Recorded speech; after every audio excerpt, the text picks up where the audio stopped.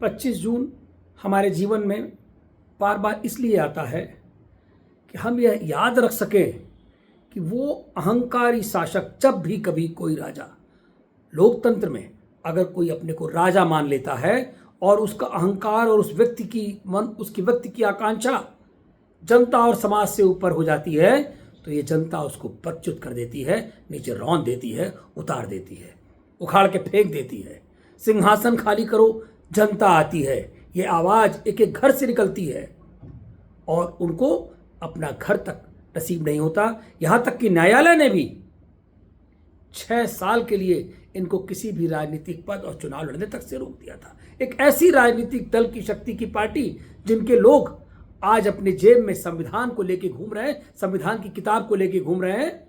यह आज का दिन है 25 जून 1975 पे, जहां संविधान की हत्या दिवस आज हम मना रहे हैं। इन्होंने संविधान की हत्या की थी।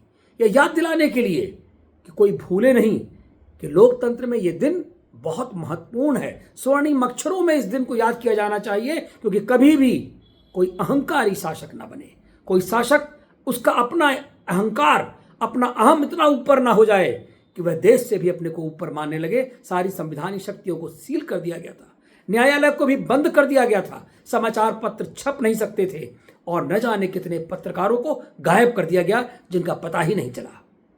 ऐसे तमाम नेता जिनको पकड़ पकड़ के उन समाज सेवकों को जेल में डाला गया था और उनमें उनका स्वास्थ्य खराब होने पर वहीं वो समाप्त हो गए, उनका जीवन समाप्त हो गया, लेकिन उनको इलाज तक नहीं मिला। उस अहंकार की पराकाष्ठा को आज हम सब याद दिलाने के लिए कि कभी राजा को अहंकारी नहीं होना है। लोकतंत्र में अहंकार का कोई स्थान नहीं है।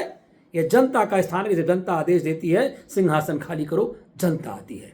आज भी उसी कांग्रेस के वंशज उसी अहंकार में घूम रहे हैं, उनके अंदर कोई परिवर्तन नहीं है। आज भी उनकी सरकारें उसी प्रकार से काम कर रही हैं, वह किसी की नहीं सुन रही और वहां पर उनका अपना तंत्र है, अपने तंत्र से काम कर रहे हैं। उन्होंने लोकतंत्र से लोक को हटा दिया है, तंत्र को अपने हाथ में ले लिया है। यही बताने के लिए